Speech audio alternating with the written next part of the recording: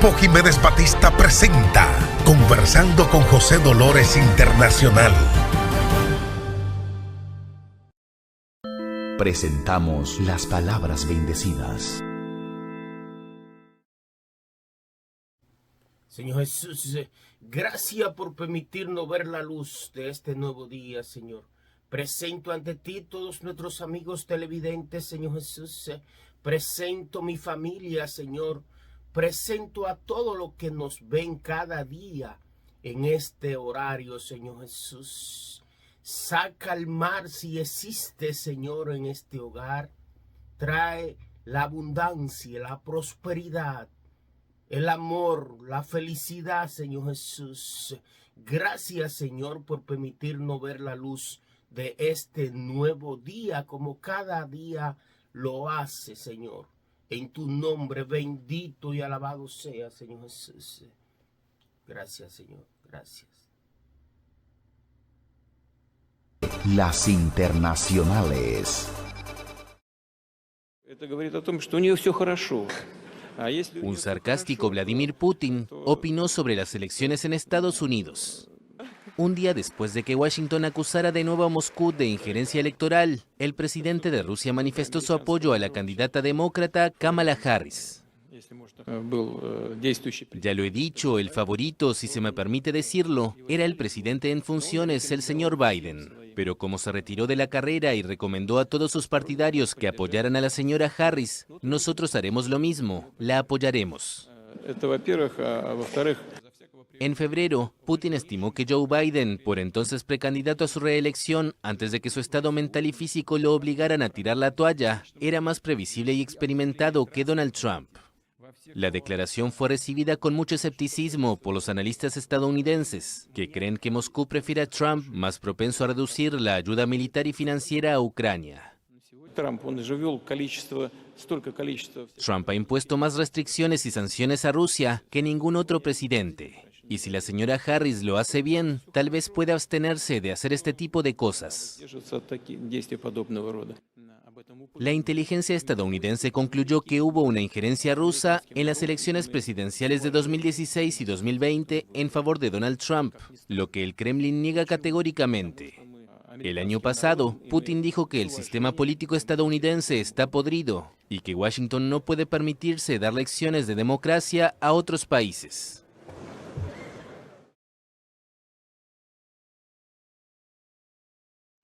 Eddie Baez, hechos, no palabras.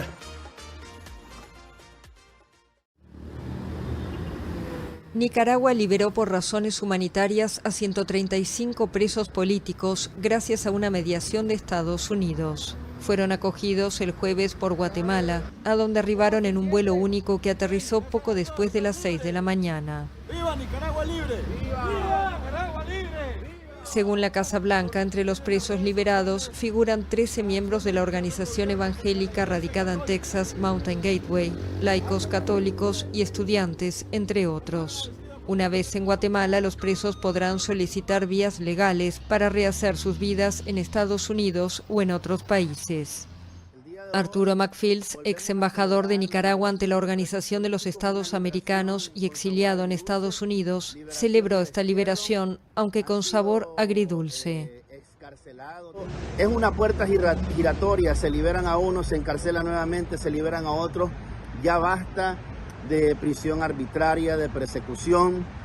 Sin lugar a dudas nos alegramos, pero esto ya tiene que parar porque la dictadura ha hecho de Nicaragua una cárcel gigantesca.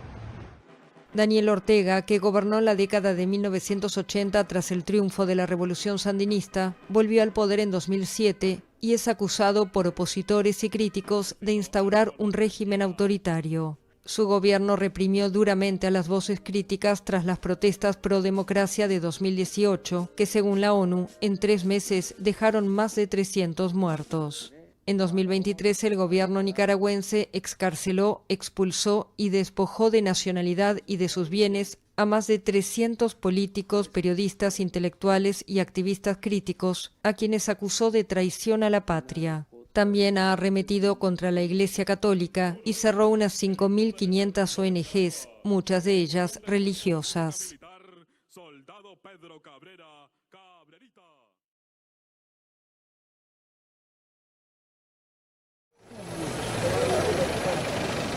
La República Democrática del Congo recibió el jueves el primer lote de vacunas contra la Mpox. El país epicentro de esta epidemia tiene previsto recibir esta semana un total de 200.000 dosis, fabricadas por un laboratorio danés y donadas por la Unión Europea. Hemos estado esperando estas vacunas, pero son caras y no nos las podemos permitir como país. Por eso necesitamos a nuestros socios y estamos muy agradecidos a la Unión Europea por hacernos llegar este primer lote que procede de los contribuyentes europeos, que procede de las reservas europeas, pero que significa que ya tenemos la capacidad de contener este virus. Así que mi reacción inicial es de alegría y satisfacción por la cooperación que mantenemos con la Unión Europea.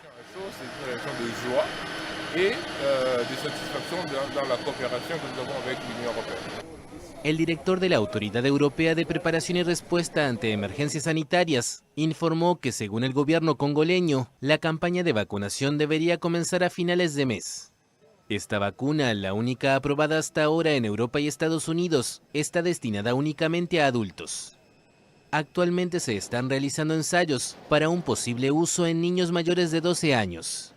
Según África CDC, más del 60% de los casos de la enfermedad afectan a niños y 4 de cada 5 muertes se registraron entre menores. Otra vacuna contra la Mpox está autorizada en Japón, que también prometió una cantidad importante de dosis para el país africano.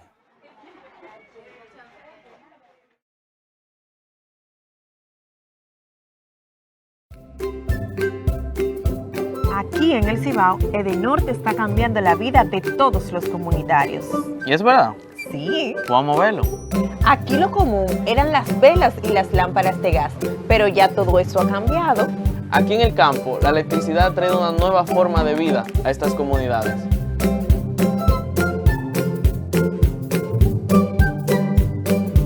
Es que Edenorte trabaja para impulsar el desarrollo del Cibao. Y así es como la electricidad está cambiando vidas aquí en el Cibao. Gracias por ayudarnos a compartir esta historia con el mundo.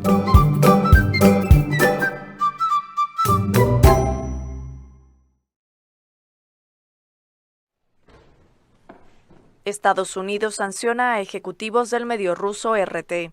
Washington anunció este miércoles la medida, que también incluye a otras personas bajo la acusación de que hacen una campaña contra las elecciones presidenciales del 5 de noviembre y en favor de intereses rusos. El Departamento del Tesoro sancionó a 2 entidades y 10 personas, entre ellas la editora en jefe de RT, Margarita Simonovna Simonyan, y su adjunta Elizaveta Yurjevna Brodskaya.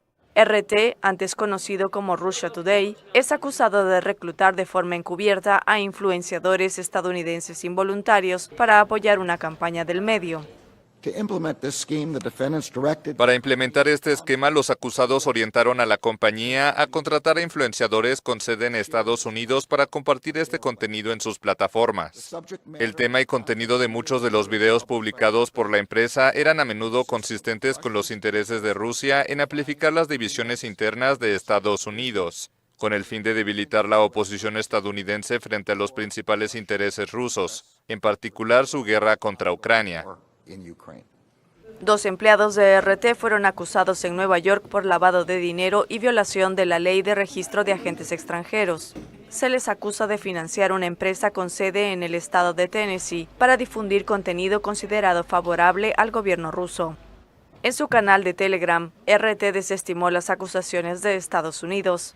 3 cosas son inevitables en la vida: la muerte, los impuestos y la interferencia de RT en las elecciones estadounidenses, ironizó el medio. El portavoz del Consejo de Seguridad Nacional de la Casa Blanca, John Kirby, afirmó que el presidente ruso Vladimir Putin estaba al tanto de las actividades de RT para interferir en las elecciones de 2024 en Estados Unidos.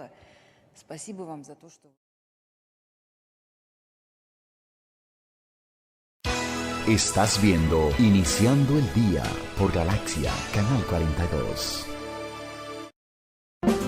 Si desea consultar con el abogado José Jiménez Batista, llámanos en República Dominicana 809-516-3604 y en Estados Unidos, o escríbenos al WhatsApp a los mismos teléfonos.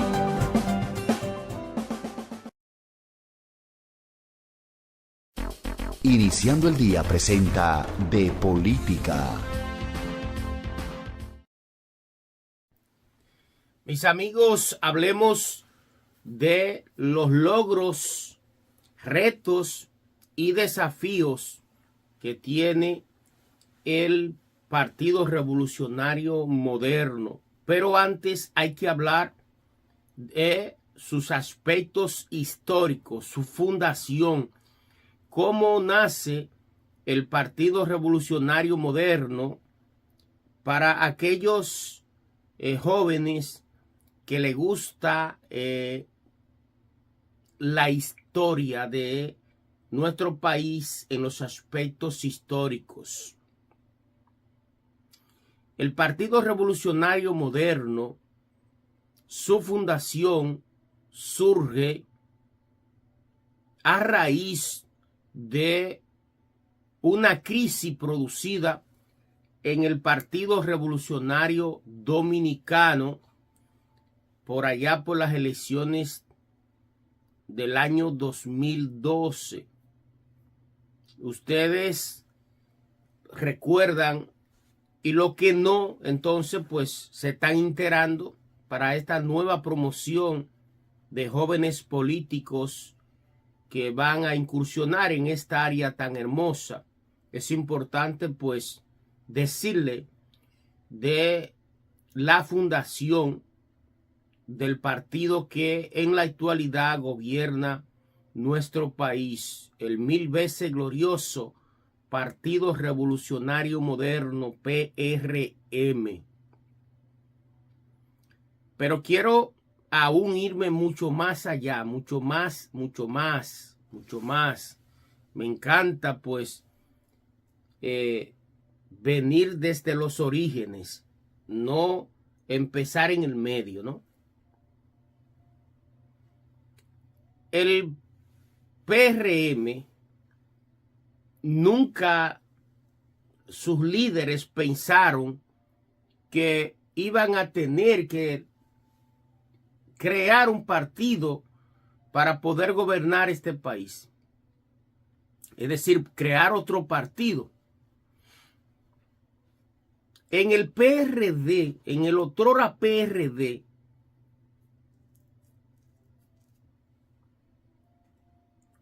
Peña Gómez libró grandes divisiones y el problema del PRD siempre fue esa vorágines, esas divisiones entre sus líderes, porque todo el mundo se creía con la suficiente capacidad de liderazgo para llegar a dirigir el partido. Ustedes saben que el PRD fue fundado en el año 1939 por Nicolás Silva, Ángel Miolán, y participó más adelante Juan Bosch. Se fundó en el exilio, es decir, en Cuba. Eso fue así.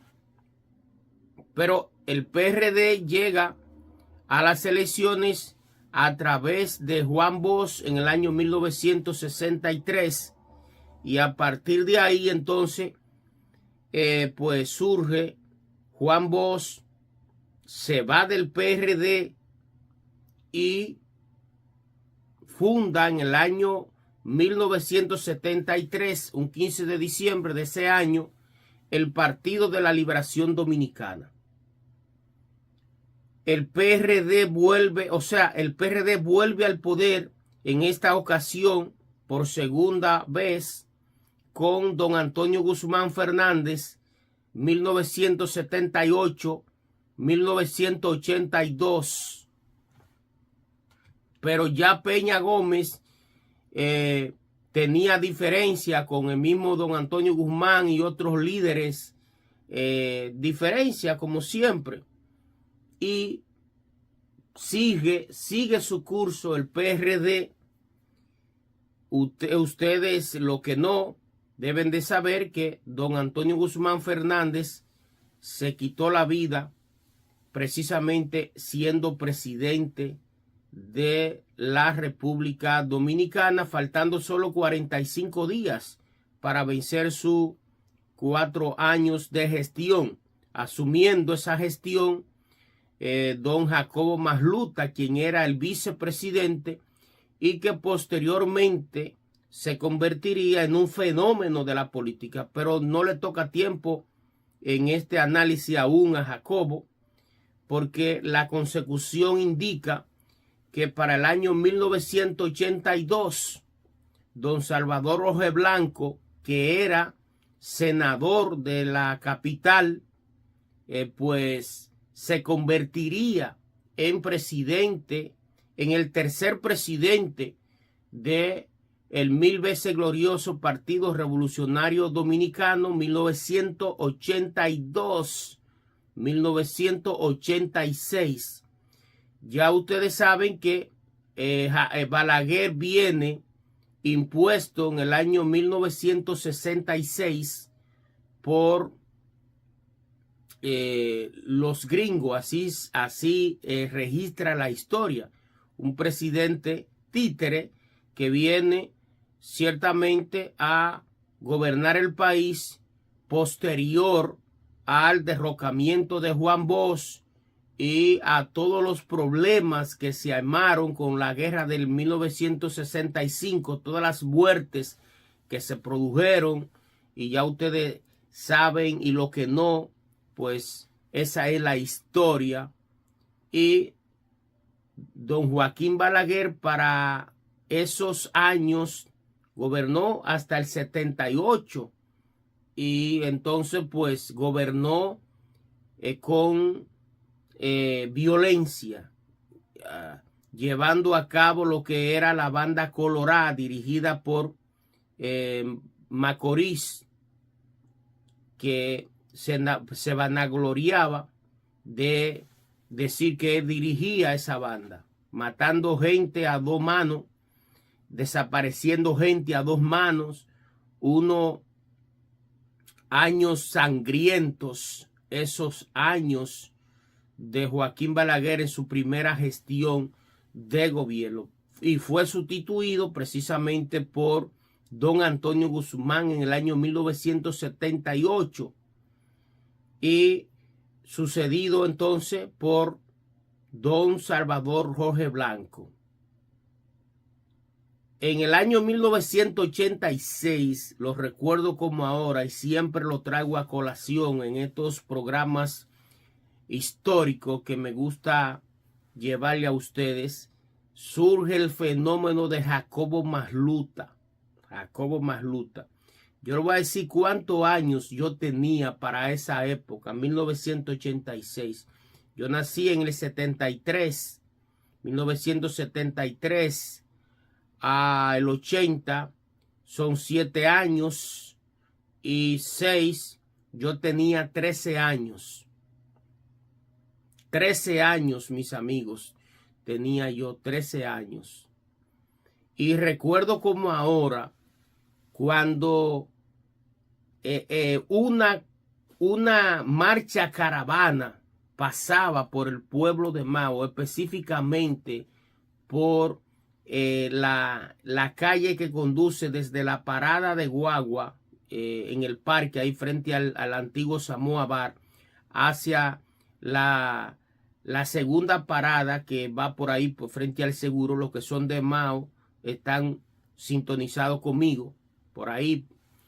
Y eso era un mar de gente, eso era tremendo. Jacobo ganaba y ganó esas elecciones. Jacobo la ganó esas elecciones.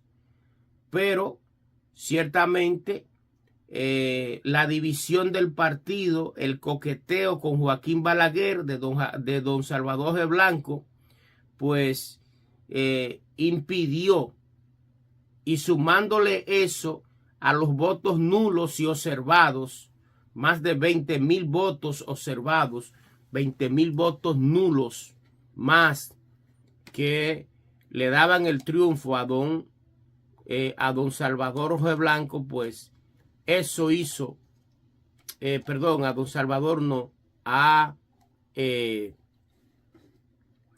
a Jacobo Masluta. Eso hizo que don Jacobo no se convirtiera en el cuarto presidente del PRD. Juan Bosch, don Antonio Guzmán, Salvador y Jacobo Masluta iban a ser con Jacobo 4 presidentes de manera consecutiva del PRD de entonces. Reitero, Jacobo no llegó y el coqueteo de don Salvador con Joaquín Balaguer, cosa que le costó a don Salvador su carrera política, porque la mediocridad de Joaquín Balaguer, ustedes saben que don Salvador Jorge Blanco era un abogado del más alto nivel, un civilista de Santiago de los Caballeros, tiene inclusive libros escritos para nuestra carrera de derecho en el área civil. Don Salvador, uno de los mejores abogados del país. Joaquín Balaguer, que también era abogado, pero que no ejercía la profesión como don Salvador. Don Salvador con todas las luces, sin embargo, pues fue llevado al banquillo del acusado y hecho preso, lamentablemente, por un secretario de un juzgado de paz de Puerto Plata llamado Severino. Ustedes lo recuerdan eso. Ese pues fue la pantalla que se utilizó para hacer la vida imposible a don Salvador de Blanco, que fue hecho preso, reitero, y echado a perder su carrera política. Eso fue en 1986. Ya para el 1990, pues el PRD, para esa época, antes de llegar al 90, tenía una división entre Jacobo y Peña Gómez, un problema grandísimo, pues surgió allí, y ustedes recuerdan que inclusive fueron donde el gordo de la semana a dirimir a perezas, tanto Jacobo como Peña Gómez, y lamentablemente el PRD para esa época se divide. Jacobo aspira por otro partido llamado el PRI. Oiga, desde dónde nace los vientos de divisiones del partido y que da al traste con la fundación del PRM. Del PRM de muchísimos partidos más, pero el PRM fue el que ha logrado llegar al poder de esos partidos que nacieron del PRD, que parió el PRD fruto de un parto, vamos a llamar así, vamos a llamarlo un parto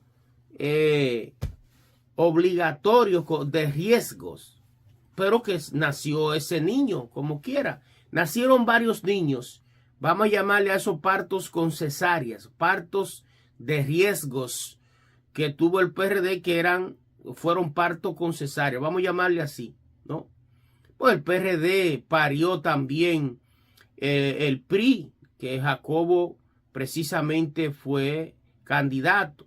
El PRD también parió al BIS, que fue un partido creado por Peña Gómez con la idea de que si no se le permitía aspirar por el PRD, por cualquier situación, él iba a aspirar por el BIS. Este partido, dirigido por José Francisco Peñaguaba, hijo de Peña Gómez. Y el PRD también parió partidos como el de Atuey de Cans, el PRSD, Partido Social Revolucionario Socialdemócrata, y muchísimos partidos más. Pero, reitero, para el 1990, retrotrayéndome allí, entonces Peña Gómez participa, eran años, Peña Gómez participa con el PRD y otros partidos, y Jacobo por el PRI. Ese año era una época crucial para el PLD. El PLD, señores. Esas fueron las elecciones más bonitas que yo pude ver. Una de ellas, 1990, Juan Bosch con el PLD se dejó quitar las elecciones. Se las robaron los balagueristas, le robaron esas elecciones a Juan Bosch, que ganó de calle mucho a poco. Ganó Juan Bosch las elecciones del año 1990. Eso era todo el mundo, el país completo pintado de morado, todo el mundo, las encuestas, todo. Y se dejó quitar las elecciones de Balaguer. El PRD para esa época tuvo una participación pobre por la división entre Peña Gómez y Jacobo. Ya pasado eso, señores, yo me siento el hombre más feliz del mundo al contar desde el 90, ¿no? Desde el 90 que yo participé, desde el año 1939 a el 90 que he venido con esta consecución de hechos históricos en los aspectos políticos, es pura teoría e investigación que están ahí, no me la inventé yo, están ahí.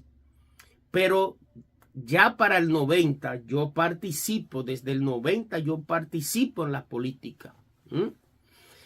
Y le estoy contando, le estoy contando y narrando precisamente hechos participativos por mí. Ya para el año 1994, con PRD ya fortalecido, PRD con una reingeniería, Juan Bosch no logra llegar al poder. Para ese entonces, el candidato a la vicepresidencia era José Francisco Hernández de Santiago, un dueño de joyería que tenía un excelente perfil. José Francisco Hernández, 90-94. El PRD que ve y que ya viene fortalecido porque libró una división con Jacobo, y ya Jacobo no está dentro del PRD, sino que está en el PRI. Entonces, con Peña Gómez a la cabeza, el PRD logra, y logramos, porque yo fui parte, yo quiero, ¿verdad? Aunque estoy siendo aquí imparcial en esta participación, pero yo soy PRDista, ¿no? De ese entonces, PRDista. Ahora PRMista. Y nosotros... Aquí en el Cibao, Edenorte está cambiando la vida de todos los comunitarios. ¿Y es verdad? Sí. Vamos a verlo. Aquí lo común eran las velas y las lámparas de gas, pero ya todo eso ha cambiado. Aquí en el campo, la electricidad ha traído una nueva forma de vida a estas comunidades.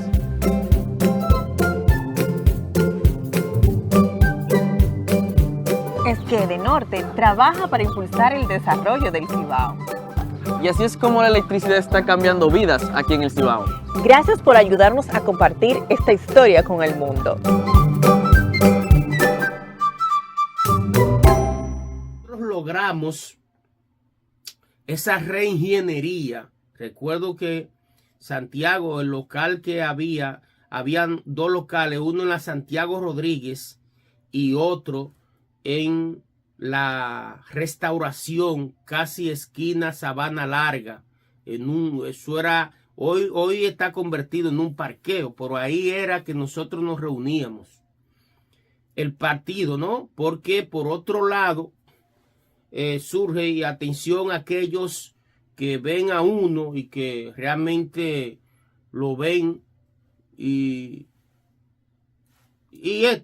gente que uno lo ha visto nacer aquí en el partido y no saben la historia, ni saben los orígenes, cómo hoy ellos pues se benefician estando en el gobierno de un sacrificio que nosotros hicimos, pero esa es la ley de la vida.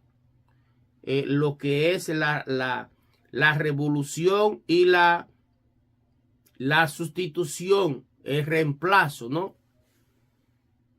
Nosotros, por otro lado, para el año 1900, del 90 al 94, que hicimos una reingeniería, estábamos participando en también de manera paralela en el BIS,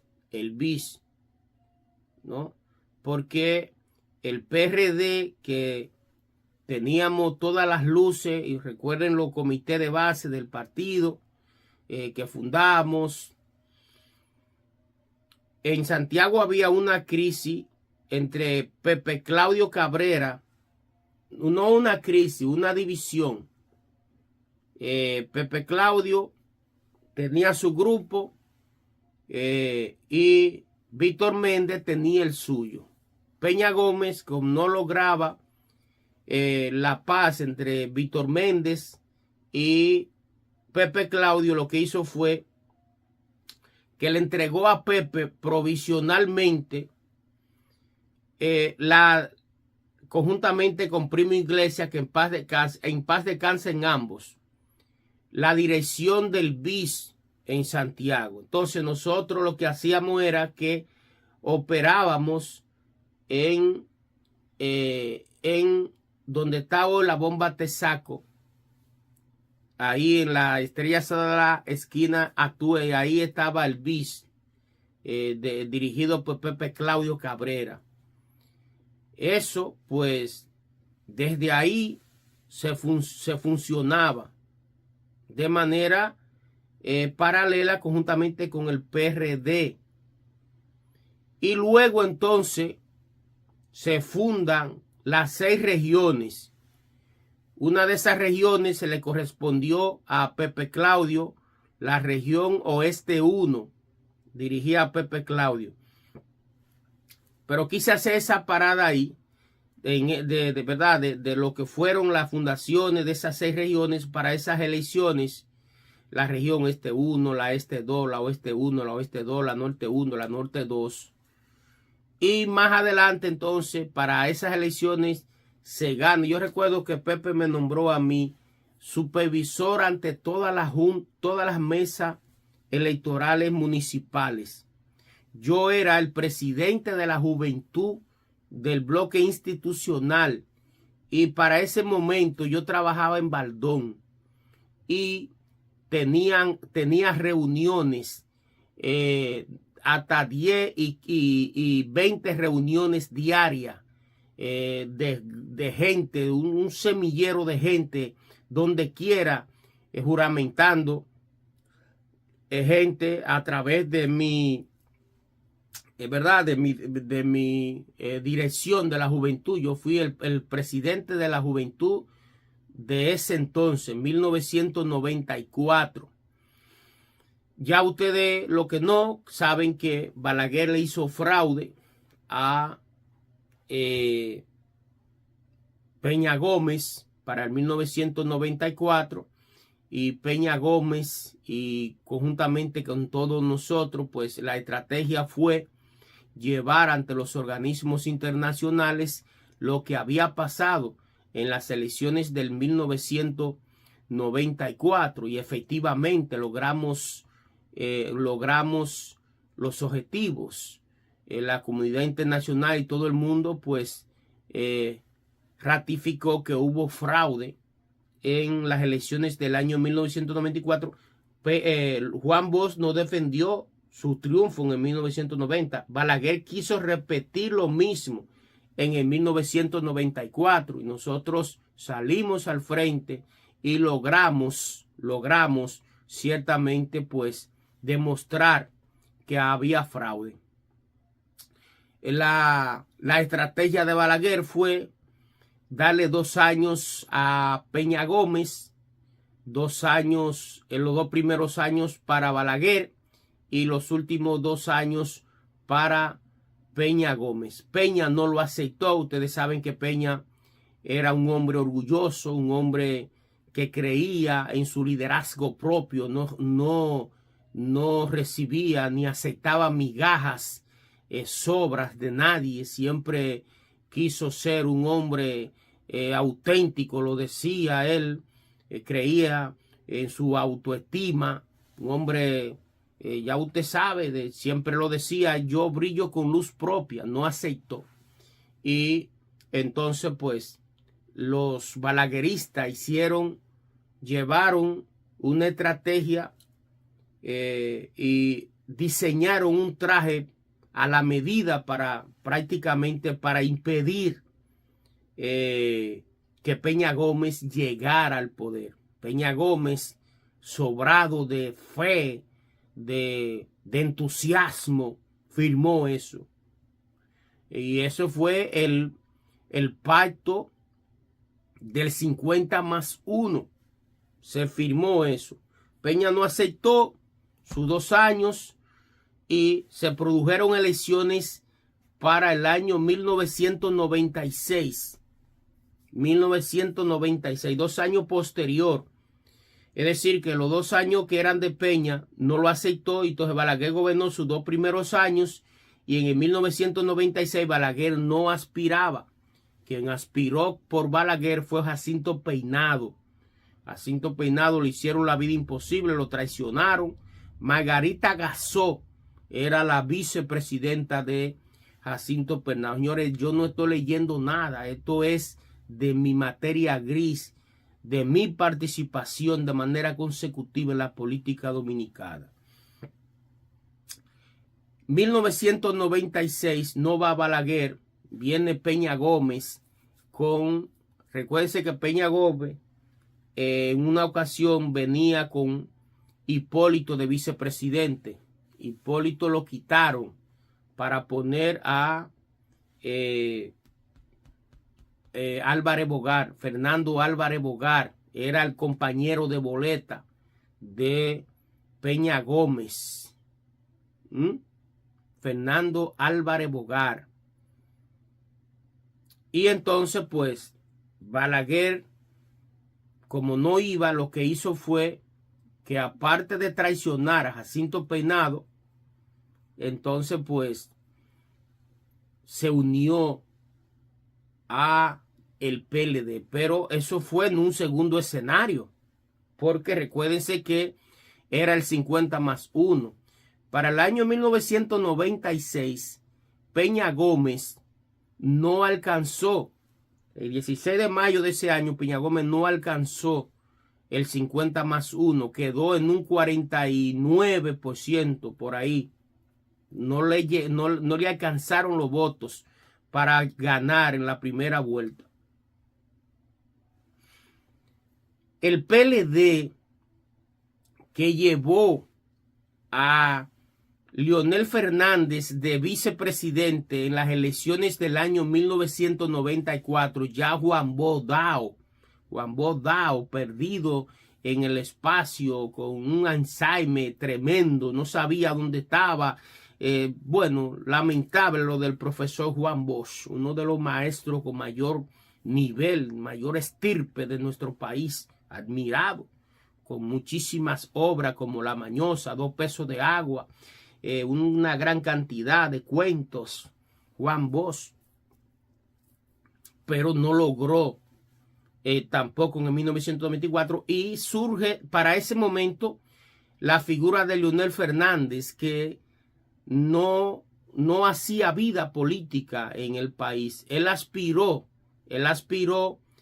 por ejemplo, a diputado y perdió en la capital para el año para las elecciones del 90 por ahí, del 90-94 y 94-98, que era lo que correspondía. Entonces lo traen a él de compañero de boleta de Juan Bosch. Ahí entonces surge la figura de Leonel Fernández. Ya para el año 1996 lo proyectan como candidato a la presidencia del PLD y surge la idea de una estrategia del nuevo camino. Así se llamaban las elecciones. O sea, la estrategia, el eslogan de Leonel Fernández, el nuevo camino. Como Peña Gómez era un zorro de la política, ya se había librado con Juan Bosch, había vencido a Juan Bosch, que fue su maestro y su ídolo, y que le dio paso en el PRD por allá por los años 1965, en esa guerra, y todo lo que Peña Gómez viene de ser secretario general del PRD, participó en la tribuna democrática para esa guerra. Peña Gómez se viene destacando muchísimo. Y bueno, pues para ese entonces él le tocó competir en contra de su maestro. 1996 ya, reitero, viene Leonel, pero que Peña Gómez se siente sobrado de liderazgo al competir con un novato como Leonel. Para Peña Gómez, según un novato, ¿verdad? Porque el peso de Peña Gómez es Juan Bosch y Balaguer. Ese es el nivel, pero ninguno de los dos ya van porque están fuera de competencia por la edad y por lo que pasó en el 1994, ¿no? Y Peña Gómez no le hace caso a Leonel. Leonel inclusive grabó para ese momento una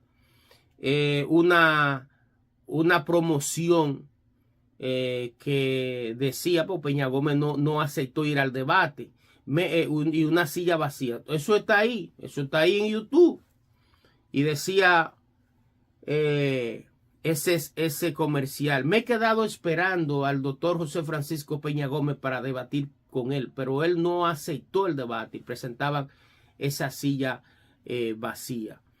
El tiempo fue pasando, ya se produce la primera vuelta, no gana nadie porque Peña Gómez no llegó al 50+1. Entonces, para el 30 de junio del 1996, entonces pues viene lo que nadie esperaba: una alianza entre el PLD y el Reformista, llamada el Frente Patriótico, para impedir que Peña Gómez llegara al poder. Esa es la cruda realidad. Y entonces pues impidieron que Peña llegara. Una unión, el Partido Reformista para ese momento mantenía su militancia, era un partido que venía de estar en el poder de manera consecutiva, ya ustedes saben, y se sentía dolido por lo que pasó. El PLD con algo de votos y simplemente Peña Gómez no llegó al poder. Esa es la historia, señores. Lamentable, pero es así. El PRD sigue su curso. Peña Gómez muere en el 98, precisamente faltando 6 días para las elecciones. Murió el 10 de mayo del 1998. Y esas elecciones municipales y congresuales pues le dieron el triunfo total prácticamente al PRD. Ya para el año 2000 surge la figura de Hipólito Mejía, que llega al poder con el binomio Hipólito Milagros 2000-2004. Ya por ahí Hipólito viene introduciendo a Miguel Vargas a la política como tesorero del partido, se oye la voz de Miguel Vargas, Hipólito lo proclama, Miguel Vargas continúa, lo nombra a Hipólito secretario de Obras Públicas en el año 2000 y 2004. Hipólito, que dijo 41 veces que no iba a reelegirse, sale al ruedo político. Hipólito, que para ese entonces tenía de contrincante internamente a Fello Suberví Bonilla, que realmente estaba marcando muy buenos números. Era el que mejor número marcaba dentro de los internos del PRD. Eddie Baez, hechos, no palabras. También participaba Atué de Cans. Pues no logró y no aceptó la reelección de Hipólito. Se pelearon, Hipólito lo expulsó del PRD y diciendo que su contrato había vencido. Atuey entonces funda el PRCD para ese entonces, y hay otra división más dentro de lo que es el PRD. Hipólito no gana esas elecciones, la pierde de Leonel Fernández, y entonces pues ya Hipólito sale para el 2004, ya salió de la política. 2008 viene Miguel Vargas pierde de Leonel Fernández, y entonces pues Miguel Vargas se va y firma más adelante un pacto de las corbatas azules con Leonel Fernández, y Hipólito, que no podía reelegir, no podía volver a aspirar, reabren a Hipólito. Hipólito entonces pues le gana a Miguel Vargas internamente. Miguel Vargas no aceptaba esa derrota. Se pronuncia casi un mes después de perder. Hay un malestar en el PRD por eso, y ya ustedes saben que Miguel no participó en las elecciones del año 2012. Decía que no se montaba en esa patana. Pierde Hipólito de Danilo Medina Sánchez, y a partir de ahí Hipólito entonces empieza a votar a Miguel Vargas del PRD y a muchísima gente que según él lo traicionaron, y eso va a los tribunales. Miguel Vargas, que negoció impunidad con Leonel Fernández, gana todos los pleitos aún sin tener la razón. Votan a Hipólito, votan a todo el mundo, y entonces el liderazgo vivo del PRD queda sin partido. Entonces el PRD lo que hizo fue con sus líderes fundar en el 2015 el Partido Revolucionario Moderno, y entonces a partir de ahí pues se enfrentan Luis e Hipólito en una lucha de amigos, ganando Luis a Hipólito internamente. Pierde Luis de Danilo 2016-2020, y a partir de ahí entonces 2020 Luis gana las elecciones a Gonzalo Castillo con el PRM 2024, y vuelve Luis a ganar 2024-28, y entonces ahora, que es donde ya estamos en el presente, el PRM tiene retos y desafíos. Con todo ese vaivén y esa vorágines que yo le he presentado del otrora PRD cayendo al PRM de entonces, el PRM necesita mirarse en la historia para seguir avanzando con un liderazgo sano, y que su gente sepan entender lo que fue la historia, y que para lograr mantenerse en el poder necesitan despojarse de ambiciones personales y lograr que el partido se mantenga en el poder. Participar en la convención o las encuestas, en cual sea el método, y respetar los resultados.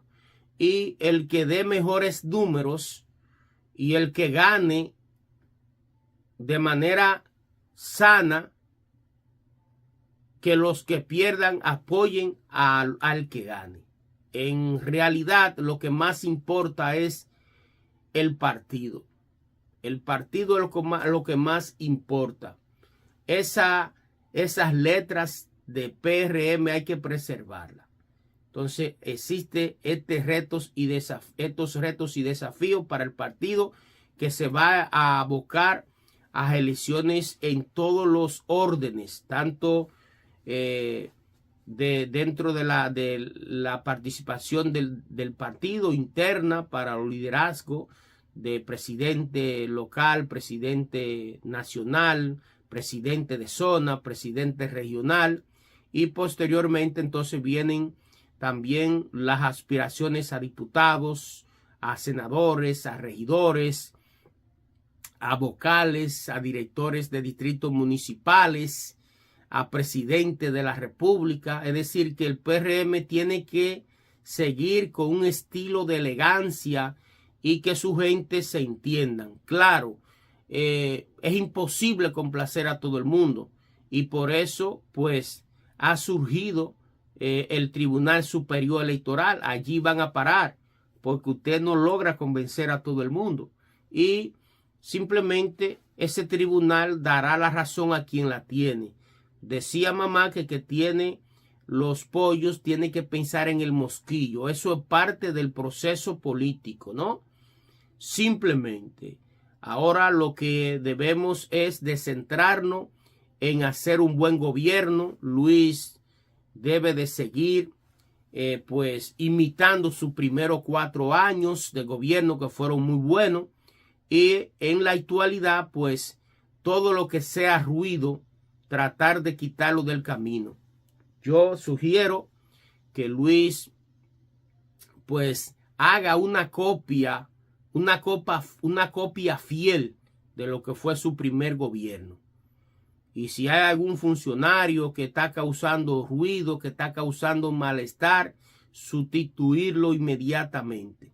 Porque hay funcionarios nuevos que no estaban en los 4 años anteriores, y que algunos entraron, sí, ya al final de la gestión de Luis, que están causando mucho malestar. Y no es eso. El PRM necesita preservar el poder, y para preservar el poder se necesita gobernar en paz, y se necesita que todos los elementos básicos que representan la estabilidad del país estén en orden.